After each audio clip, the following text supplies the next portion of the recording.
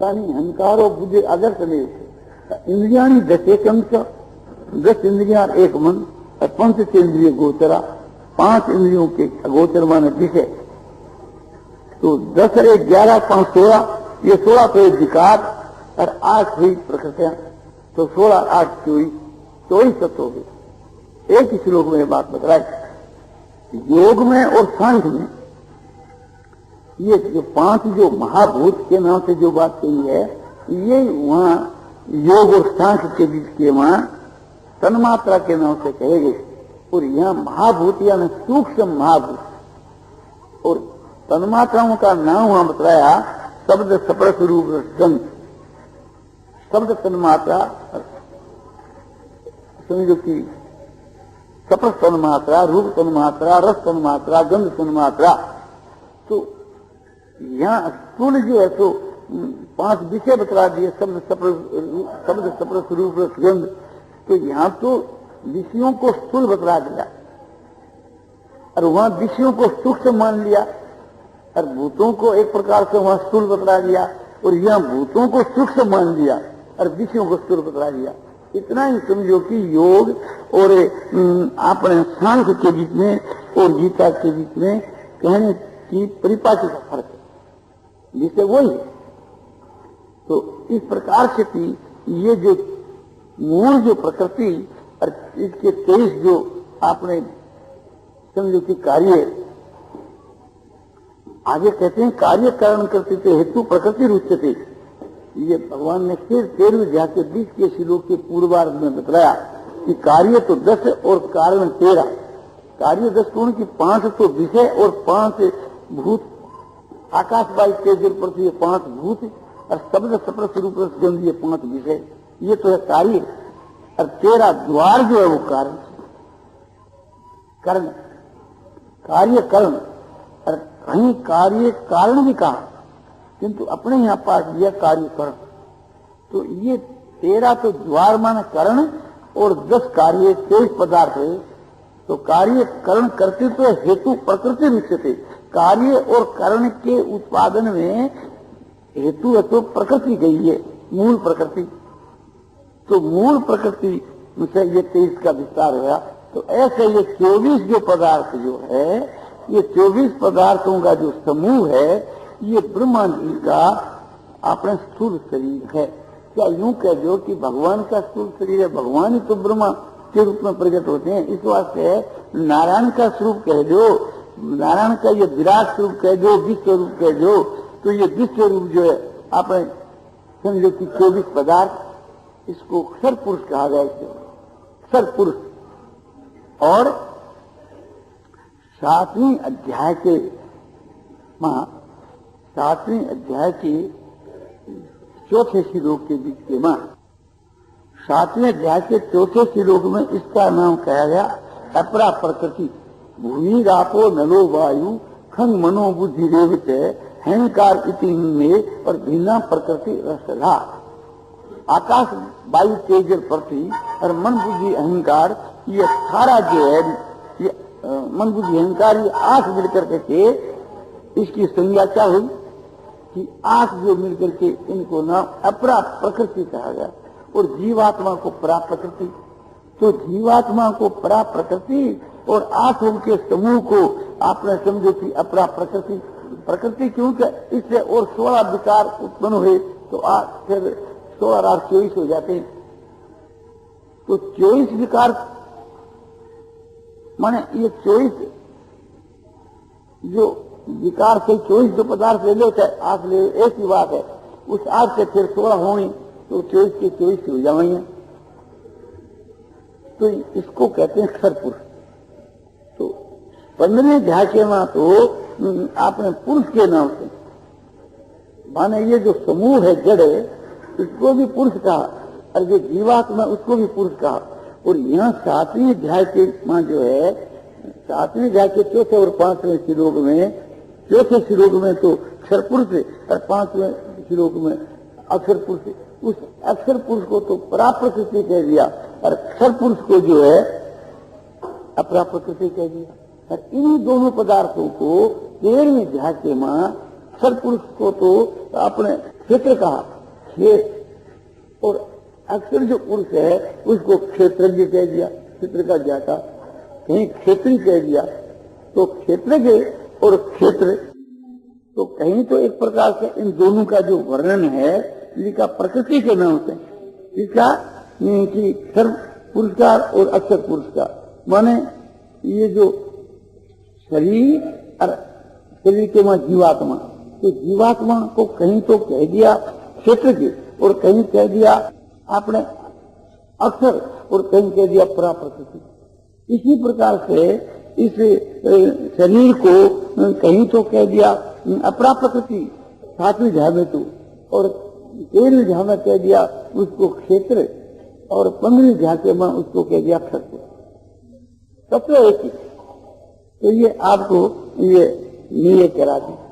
तो अगस्त ऊर्ध्व परिस्थिता शाखा, तो मतलब ये दिखाया कि ऊपर से लेकर के नीचे तक, मान ऊपर में भी और नीचे में भी, और बीच आ ही जाता है।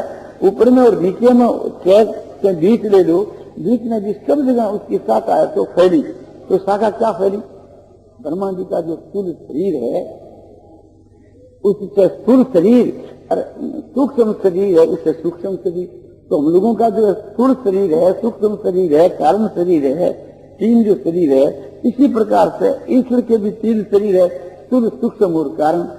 व्याकृत जो माया है वो उनका कारण शरीर है, और ये सृष्टि की आदि के बीच के मां जो आपने सूक्ष्म शरीर है, जिसके मां यह सारी संसार विलीन हो जाती है, जो बताया गया है वो अमूर्त है। इसका वर्णन किया गया गीता की 8वीं अध्याय के मां 18 और 19 के श्लोक में। 8वीं अध्याय के अव्यक्तात् व्यक्त असर वे पर भय आदमी, उस अव्यक्त से ही ब्रह्मा जी के जिनकी आदि में उस अव्यक्त से सारी व्यक्तियां उत्पन्न हुई। तो वो अव्यक्त क्या है? वो ब्रह्मा जी का समष्टि, समझो कि आपने सूक्ष्म शरीर है, उसका नाम वहां अव्यक्त है। व्यक्ति वो निराकार होने के कारण से, तो ब्रह्मा जी का जो सूक्ष्म शरीर निराकार है, हम लोगों का भी सूक्ष्म शरीर निराकार है। जीवात्मा इसमें से निकल के जाता है तो सूक्ष्म शरीर कोई आश्रय करके जाता है, दिखता नहीं है।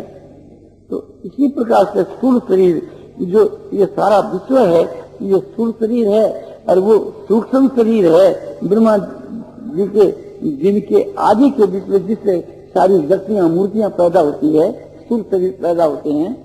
तो ये सारे जो स्थूल पदार्थ आपको दिखते हैं, पहले ये सब निराकार ही थे, अव्यक्त थे। उस अव्यक्त से ये सारी व्यक्तियां उत्पन्न हुई, आकार वाली सारी चीजें। तो ये ख्याल करना चाहिए कि ये दृष्टि और समष्टि, दृष्टि तो जीव का और समष्टि ईश्वर का। तो ईश्वर का जो समष्टि, जो 3 जो शरीर है, कारण शरीर और सूक्ष्म शरीर और स्थूल शरीर, और जीव का जो है स्थूल शरीर ही है, और इसके भीतर में रहने वाला सूक्ष्म शरीर जो मरने के बाद इससे निकल जाता है, और कारण शरीर जो कि महाप्रलय के बीच में इसका शरीर कायम रहता है, वो ज्ञान होने से इससे मुक्त होता है। तो ये 3 इसका शरीर, तो ये सारे जो शरीर हैं जीवों के और ईश्वर के तो आपने तो समष्टि और जीवों की दृष्टि, ये सब का जो विस्तार है ये सब ब्रह्मा जी से हुआ। इसलिए नीचे और ऊपर सब प्रकार से उसकी शाखावां फैली। तो शाखावां से क्या चीज ली कि सब के शरीर, और शरीर जिसमें वास करे ऐसे लोग, ये भूलोक, भूलोक, महलोक, जनलोक, सब लोग, जितने जो लोग है, ये भी समझो कि ये 5 भौतिक है, माया का ये सब विस्तार है। लोग भी माया के विस्तार हैं, और ये सब शरीर भी माया के विस्तार हैं। तो इन सब को एक प्रकार से क्षर कहा गया है। नाशवान होने के कारण से, ये परिवर्तनशील होने के कारण से ये घटते हैं, बढ़ते हैं, इनमें विकार होते रहते हैं, 6 जो विकार इसके में होते रहते हैं। इसलिए इन चीजों को कहा गया, इस प्रकार से कहा गया कि ये सब आपने क्षर है, क्षण क्षण के मां इनका विध्वंस होता है, ये इसका परिवर्तन होता ही रहता है। तो 6 विकार कौन से हैं कि उत्पत्ति और विनाश, क्षय और वृद्धि, और अस्थि और परिणाम। तो ये ख्याल करना चाहिए कि ये विकार इसे स्थूल के मां, जड़ के मां है, चेतन आत्मा में नहीं। चेतन आत्मा इन छह विकारों से रहित, इन छह विकारों से चेतन आत्मा रहित।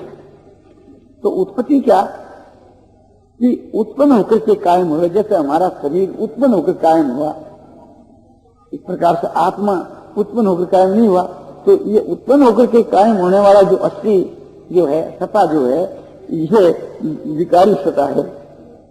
और उत्पत्ति रूप क्रिया और इसका नाश होना और इसका घटना और बढ़ना, क्षय माने घटना और वृद्धि माने बढ़ना और परिणाम माने बदलना।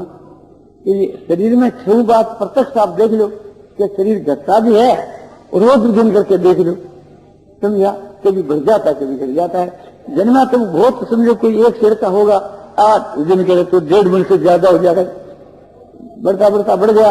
और 6 का रोग हो जाता है तो फिर घटता घटता घट जाता है, तो घटता भी है बढ़ता भी है और रोज बदलता है। आज हम अजामत करा लेते हैं, कल शरीर के तो आ जाएंगे बात, तो इससे ये परिणाम ही है। और उत्पत्ति, इसकी एक दिन उत्पत्ति हो, एक दिन इसका विनाश भी होगा। उत्पन्न होता है, विनाश होता है, इसका अस्तित्व भी है और परिणाम भी होता है और घटता भी और बढ़ता है।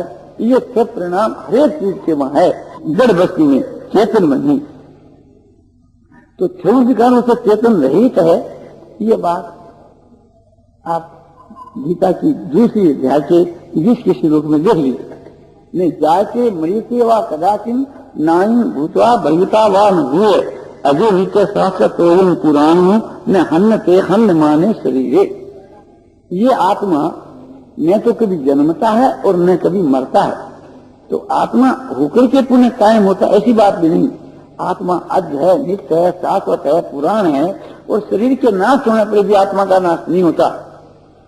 तो आत्मा छह विकारों से रहित है, ये बात बतला दी।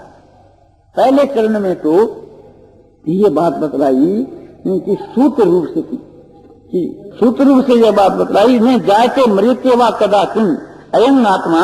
ये आत्मा न तो कभी जन्मता है, कदाचिन माने कभी, न तो कभी जन्मता है और न कभी मरता है। माने उत्पत्ति और विनाश से आत्मा रहित है। उत्पत्ति और विनाश से रहित कहने से छह विकार उसके अंतर्गत आ जाते हैं। किंतु फिर भी एक प्रकार से साफ कर दिया, पहले चरण के बीच के बाद उत्पत्ति और विनाश प्रधान जो एक प्रकार से विकार है उससे आत्मा रहित है, ये बात सूत्र रूप से कह दी। और 3 चरणों में फिर उसका विस्तार कर दिया।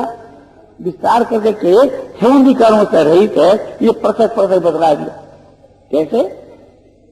दूसरे चरण के मां नायं भूतवा भविता वा न भूयः अयं आत्मा, उत्पन्न होकर के और फिर होता है, कायम होता है, ऐसी बात नहीं।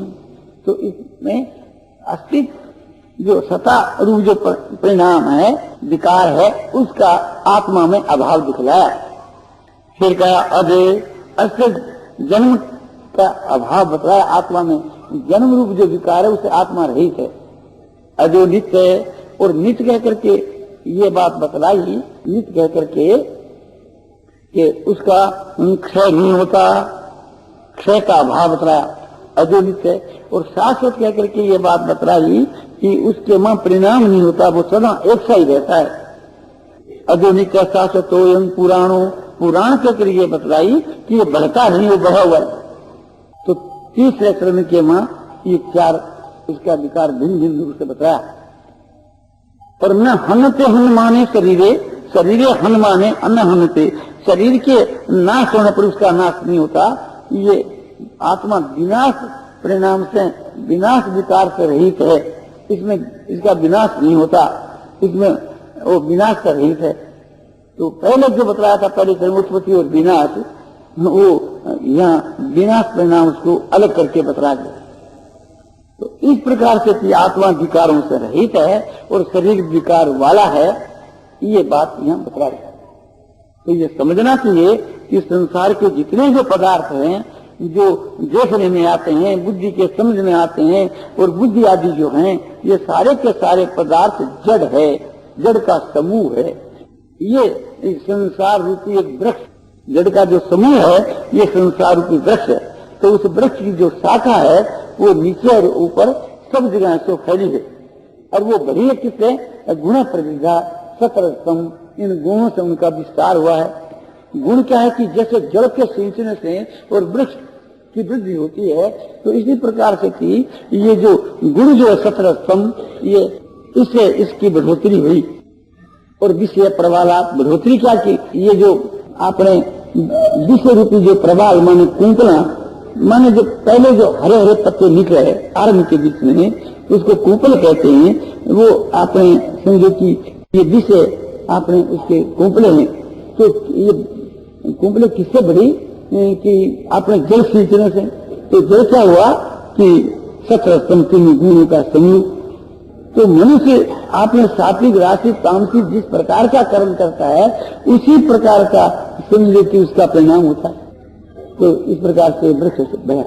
तो आगे से लोग के बीच के मां स्थूल जो वृक्ष है उसका विवरण बताया गया कि दुनिया के मां जितने जो शरीर है, जितने जो लोक है, जितने जो पदार्थ है, जड़, ये सब एक प्रकार से ठीक अपने क्षर के नाम से भगवान ने कहा है, यहाँ वृक्ष के नाम से कहा है। अधस्य मूलान संततानी कर्मानुबंधीनी मनुष्य लोके। अब मूलों की बात आती, वो ऊर्ध मूल वो नहीं, वो तो शरण लेने के योग है, और ये मूल है तो काटने की योग। इस बात इसमें बहुवचन है, उसमें एक वचन है। तो अधस्य मूलानी अनुसंततानी, कि बल्कि मूला जो है वो भी नीचे और ऊपर सब जगह पसरी, जैसे उसकी शाखा नीचे ऊपर पसरी, इसी प्रकार से उसकी मूला भी नीचे ऊपर पसरी। तो ये कौन सी मूला है? ये अहंता, ममता, वासना, और अहंता, ममता, वासना, आसक्ति, कामना आदि, ये सब ये बहुवचन दिया कि बहुत है, इसलिए बहुवचन दिया।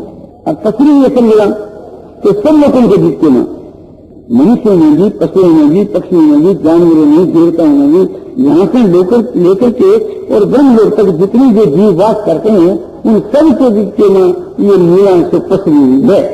किंतु उन लोगों के ना ये बांधने वाली नहीं, तो ये सब भोगियों में है, और मनुष्यों के मां वो बांधने वाली है। तो कहते हैं कि कर्मानुबंधी, कर्मों के द्वारा, सात्विक कर्म, राष्ट्रीय कर्म, तामसिक कर्म, इस प्रकार के जैसे जो कर्म है उस कर्मों के अनुसार इस मनुष्य लोक में जीवों को, मनुष्यों को बांधती, और लोगों में नहीं बांधती। ये तो भोगी नहीं है, वहां नए कर्म नहीं बनते। तो कर्मानुबंधी, कर्मों करके बांधने वाली वह मूला जो है इस मनुष्य लोक में या दूसरे लोगों के बीच में नहीं। तो ये दो श्लोक का अर्थ आप कहा। और तीसरा श्लोक बताया जाता है, न रूपमस्य है ततोपलभ्यते नान्तो न चादिर न च संप्रतिष्ठा अस्वत्थनेनं सुविरूढ़ मूल मसंग दृढ़ चित्वा।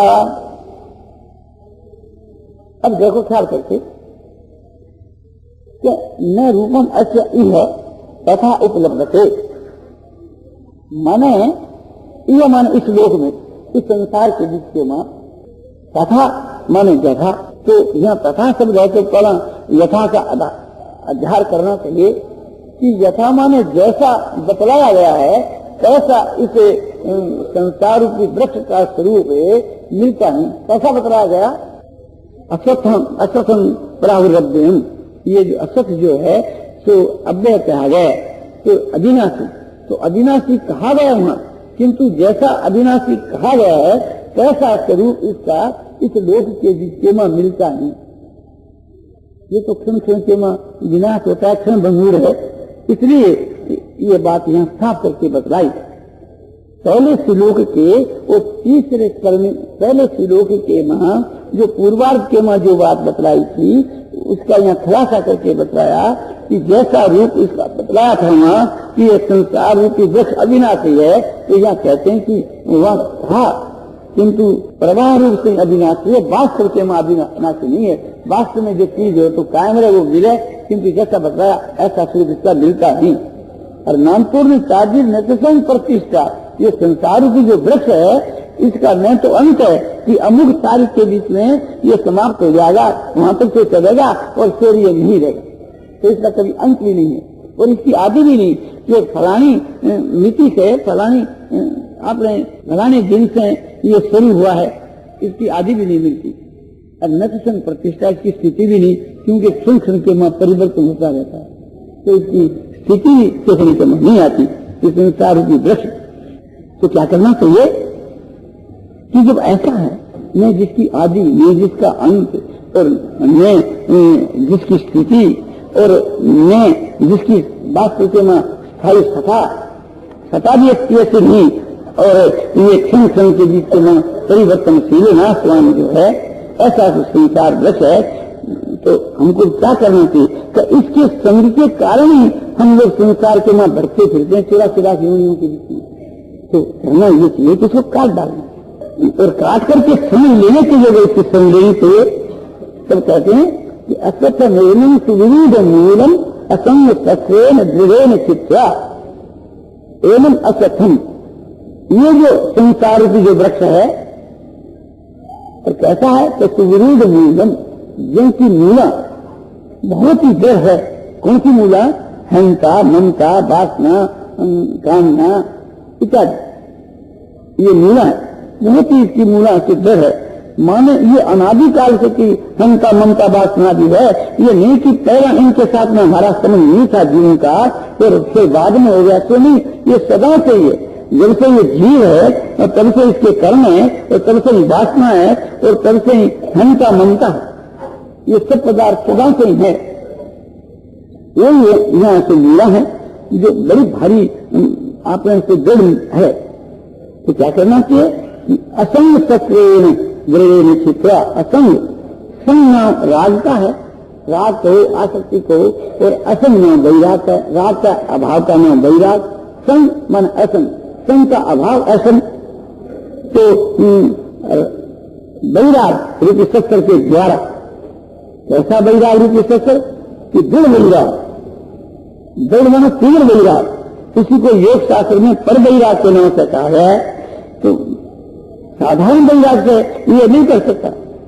शस्त्र जो है इतना बड़ा जो वृक्ष है, उसकी पेड़ी है, उसकी मूला है, उसकी जड़ा है, ये सब जड़ सहित काट डालना इस वृक्ष को। उनकी जड़ा कि ये अहंता, ममता, वासना आदि जड़ा इनके सहित इस वृक्ष को काट डालना चाहिए। तो वैराग यदि तेज करना हो, जैसे छुरा है ना, छुरे को तेज करना तो किस वक्त किया जाता है? स्नान पर। तो इसके लिए स्नान क्या है? सत्संग इसके लिए स्नान है। और सत्संग का अभाव तब तो सब जो शास्त्र है उनका संगी ऐसे स्नान है, उस पर धार में खूब तेज कर ले और फिर काटना शुरू कर दे। और जब छुरा तीक्ष्ण है और समझो कि आपने खूब धार उसके, तो फिर उसके फिर धार दिलाने की जरूरत नहीं पड़ती, एक ही बार में समा। तो कैसा आपने छुरा होना चाहिए? शस्त्र कैसा होना चाहिए कि दो वैराग रूपी शस्त्र, वैराग नहीं, दो वैराग रूपी शस्त्र, जिससे एकदम ये काटा जा सके। इसको तीव्र वैराग कहते, इसका नाम पर वैराग है। वो पर वैराग जो है, जैसे तत्परम पुरुष ख्याति गुण वै कृष्ण, वो पर वैराग है कि पुरुष के ज्ञान से, आत्मा के ज्ञान से कि जो गुणों के बीच के में भी उन कृष्ण का अभाव हो जाता है, तो प्रथम परमात्मा का इस प्रकार का ज्ञान होता है, और उस ज्ञान से वैराग उत्पन्न होता है। उस ज्ञान को कहते हैं विवेक, और उस विवेक के बाद में होता है वैराग, और वो तीव्र वैराग जो है, पर वैराग है, तीव्र वैराग है। तो तीव्र वैराग है वो ये शस्त्र, ऐसे शस्त्र के द्वारा इस संसार के वृक्ष को एकदम काट डालना चाहिए। काट डालना क्या है? मिटा देना। मिटाना क्या है कि संसार के संकल्प को उठा देना, माने संकल्प रहित हो जाना, पूर्णा रहित हो जाना। संसार के साथ में जो हमारा संग है, वो संग विच्छेद, अपने संग का संग विच्छेद कर देना। इंद्रियों का जो विषय से संबंध है, वो संग विच्छेद कर देना। मन का जो संसार से संबंध है, वो संग विच्छेद कर देना, माने पूर्णा रहित हो जाना। तो ये इस वृक्ष का काटना, इसी का नाम ऊपर की वैराग जो है, इससे ऊपर की अपने आप हो जाती है। संसार के में जो प्रीति है, इसके अभाव का नाम तो है वैराग, राग के अभाव का नाम है वैराग, संग जो है इसी का नाम राग, और असंग है इसका नाम वैराग। तो संसार के में जो प्रीति है, प्रीति के अभाव का नाम तो है वैराग, और संसार के में हमारे इंद्रियों की और चित्त की जो वृत्तियां लगी हुई है उनका संग विच्छेद हो जाए, उसका नाम है परम उपरति। तो परम वैराग और परम उपरति, तो परम वैराग क्षति परम उपरति होती है। और परम उपरति होने के बाद से फिर क्या करना चाहिए, उसके बाद में चौथा से लोग कहते हैं कि उसके बाद का उपाय कि तथा पदं तत्परिमार्गितव्यम यस्मिन् गता न निवर्तन्ति भूः समोल साधन पुरुषं प्रपद्ये यत प्रवृत्ति प्रसिता पुराणी। ततमान तत्पश्चात तथा पदं तत्परिमार्गितव्यम, इसके बाद क्या करना चाहिए कि उस पद का अन्वेषण करना चाहिए, खोज करनी चाहिए। कौन से पद की? यस्मिन् गता न निवर्तन्ति हुए, कि जिसमें गया हुआ पुरुष फिर लौट कर वापिस नहीं आता है, वो माना फिर लौट करके वापिस नहीं आता है। माने उस पद की खोज करनी चाहिए कि जहां जाकर के ये प्राणी फिर लौट करके वापिस नहीं आ रहे, उसका अन्वेषण करना चाहिए, उसकी खोज करनी चाहिए, ढूंढना चाहिए। तो किस प्रकार से ढूंढने का क्या उपाय है? कहते हैं कि तमेव साधन पुरुषं प्रपद्ये, तम एव आदिम पुरुषं प्रपद्ये, जो आदि पुरुष कौन? परमात्मा, उस आदि पुरुष की प्रपद्ये हम प्रपद्ये, माने मैं उस आदि पुरुष की शरण हूं, इस भाव से भगवान की शरण होकर के उस आदि पुरुष परमात्मा की मैं शरण हूं, इस भाव से परमात्मा की शरण होकर के और उस पद का अन्वेषण करना चाहिए कि जहां जाकर के ये मनुष्य लौटकर वापिस नहीं आता। वो आदि पुरुष कौन है? कि यत प्रवृत्ति प्रसिता पुराणी, माने यत माने जिससे ये जो संसार जो है, जिस परमात्मा से इस संसार की उत्पत्ति और विस्तार हुआ है, उत्पत्ति और विस्तार इस संसार का जिस परमात्मा से हुआ है, उस परमात्मा की मैं शरण हूं। वो कौन है? ऊर्ध्वमूलम, जो बतलाया गया कि इसकी मूल से ऊपर में है और समझो कि जड़ ऊपर में है और पेड़ी और शाखा नीचे, तो अगर शाखा कि देखो ये संसार रूपी वृक्ष की बात थोड़ा ध्यान दो। एक वृक्ष की जड़ पृथ्वी में होती है तो उसको उखाड़ना मुश्किल है, और जब उसकी जड़ पताल में चली जाती है तो उसको उखाड़ना और भी मुश्किल है। कहता है इसके ऊपर से चाहे काट दो, उसकी जड़ तो पताल में चली गई। संसार में कहा जाता है कि तुम क्या इसकी जड़ उखाड़ दोगे, इसकी जड़ तो पताल में है, और इसकी जड़ ऊपर में आकाश के मां, जिसकी आकाश के मां जड़ है और उसकी आपने क्या इज्जत है, उसका क्या वैल्यू है। तो ये संसार का जो वृक्ष है तो कटा हुआ पड़ा है, इसके काटने में कोई कठिनाई नहीं है। इस वास्ते ये बतलाया कि भाई जिसकी जड़ ऊपर के जिसके में है। दूसरी बात है ऊपर में जड़ बतलाने का कि परमात्मा खुद एक प्रकार से प्रकट होकर के ब्रह्मा जी को उत्पन्न किया, फिर ब्रह्मा जी ने संसार की रचना की, तो ब्रह्म लोक जो है वो सबसे ऊपर है। तो इस वास्ते ब्रह्म लोक से फिर ये सब लोगों की रचना हुई। तो इस वास्ते ऊपर में इसकी जड़ है, ऊपर में इसकी पेड़ी। जो ब्रह्मा का लोक है वो पेड़ी है, ब्रह्मा खुद पेड़ी है, और परमात्मा का जो परम धाम है वो परमात्मा का ही स्वरूप है, और परमात्मा तो इसका संसार का कारण है, और वो शरण देने के योग्य। अब ये बात आई कि ठीक है, ये वृक्ष की बात आपने बहुत अच्छी बतलाई, किंतु आपने जो उस परमात्मा के परम पद को प्राप्त हो जाता है तो उसके कैसे लक्षण होते हैं? इस भगवान की शरण होने से क्या होगा कि उस पद को प्राप्त हो जाएगा कि जहां जाकर के ये जीव वापिस लौट करके नहीं आता, उस पद को प्राप्त हो जाएगा। उस पद को जो प्राप्त हो जाते हैं उनके कैसे लक्षण होते हैं वो बात बताई जाए। निर्माण मोहाज प्रसंग दोषा अध्यात्म नित्या विनिवृत्त कामा गंभीर विमुक्ता सुख दुख संगई गच्छन्त मूढ़ा पदमभ्यं तत्। निर्माण मोह, जो मान और मोह से रहित है, जिनमें मान और मोह का अंश मात्र भी नहीं है। मान माने समझो कि अभिमान, और मोह माने अज्ञान। मान और मोह अर्जित संग दोषा, संग माने आसक्ति के दोष को जिन्होंने जीत लिया है, जिनके मां समझो कि आपने अतिशय वैराग, तीव्र वैराग, जिनके मां आसक्ति के दोषों को जिन्होंने जीत लिया है, और अध्यात्म नित्या, परमात्मा के ध्यान में जिनकी नित्य स्थिति है, हम प्रपद्ये माने उस परमात्मा की मैं शरण हूं, इस प्रकार का जो भाव है परमात्मा की क्षण होना क्या कि परमात्मा का ध्यान करना, तो परमात्मा के ध्यान में नित्य स्थित रहना ही अध्यात्म जो है परमात्मा का स्वरूप उसमें स्थिति है। तो अध्यात्म नित्या परमात्मा के स्वरूप में जिसकी नित्य स्थिति, विनिवृत्त कामा, निवृत्त कामा ने विनिवृत्त विशेषता से जिनकी संपूर्ण कामनाएं निवृत्त हो गई हैं उन पुरुषों को कहते हैं विनिवृत्त कामा, जिनमें कामना, वासना, इच्छा, लालसा ये इनका नाम निशान नहीं है, इसको कहते हैं विनिवृत्त कामा। और द्वंद्व विमुक्ता, और द्वंद्वों से जो विमुक्त है, द्वंद्व क्या कि दो वस्तु जैसे हर्ष, शोक, राग, द्वेष, अनुकूलता, प्रतिकूलता, शीत, उष्ण आदि जितनी भी संसार के वहां द्वंद्व हैं, एक से एक विरुद्ध, ऐसे वेदों के एक मिलकर एक जोड़ा, ऐसे द्वंद्वों से भी मुक्त है। कैसे कि सुख दुख संगी, सुख दुख जिनकी संज्ञा है सुख दुख, ऐसे हर्ष, शोक, राग, द्वेष, ऐसे जो वस्तु का जो एक जोड़ा है उससे एकदम जो मुक्त हो गए। विमुक्त कहने को मतलब ये कि बिल्कुल ही इनके साथ में संबंध नहीं है।